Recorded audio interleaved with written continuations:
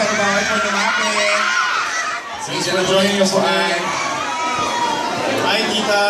And of course, Miss Jolina Wandalan. At ang pinakagwapong host sa Balat ng Lupa, Mr. Luis Gonzalo.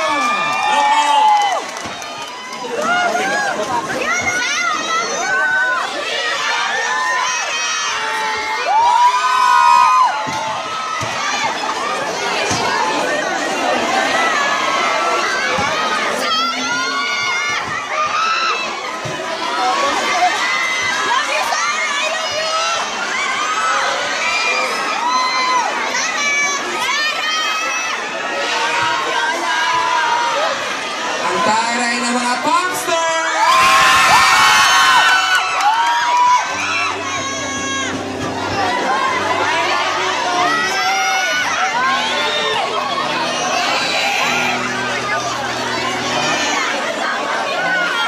At ang napaka-sexing mommy, Cody Gonzaga!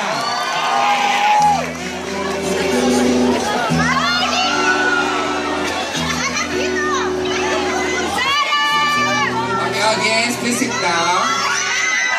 Thank you so much. Audience, sit down na po tayo. Thank you. Alam ko po, masaya po tayong lahat, pero una po tayo. Maraming pong salamat.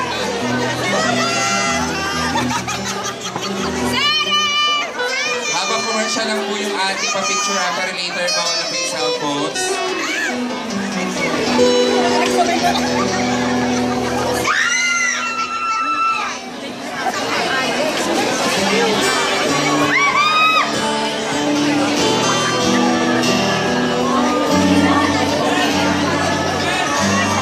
Mga mother, yun doon sa side, mga mamshi, supo na po tayo.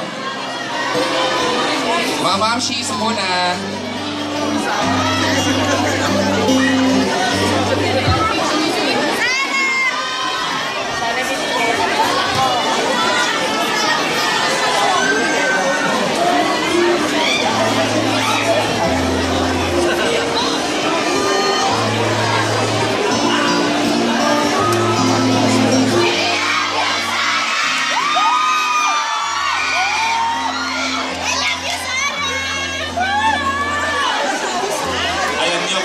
Nakakahalata kayo.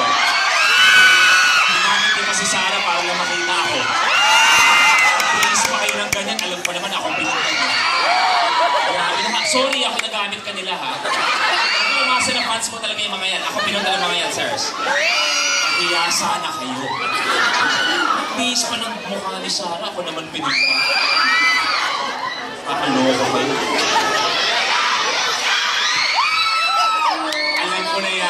Sige na, I love you too. Huwag ka nang papagamit sa mga ganyan. May umasa ka.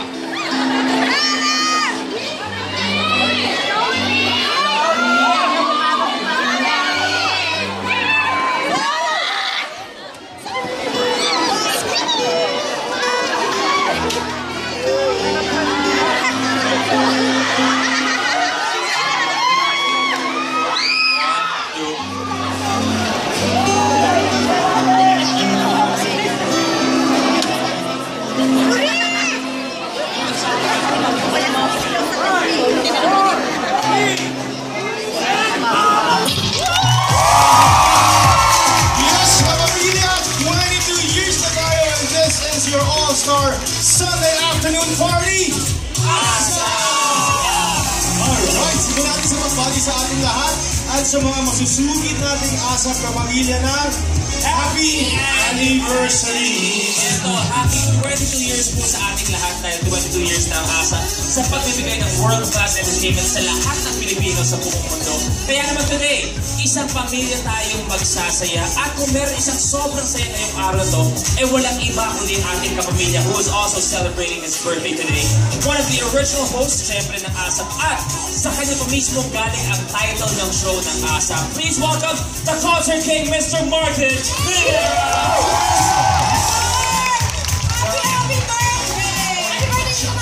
Happy birthday, Tito Mars! Bawal lang Tito Mars. Thank you so much. Happy anniversary to ASAP, to all of you, to everyone in the studio watching us all over the world. happy 22nd anniversary. Towards, how does it feel celebrating your birthday at your 22nd anniversary ng ASAP? To celebrate the 55 out of 22 feels really, really good. Wow, February 5, exactly 23 years ago today, Ariel, Pops, Dayanara, and yours truly, we did exactly what you're doing now. We were the main host, and now it's you guys, and to me, still on ASAP is a true blessing. The reason why we're here is we learn from the best. That's right. Yeah. Let's give it up for the one and only concert king, Mr. Mark Hughes.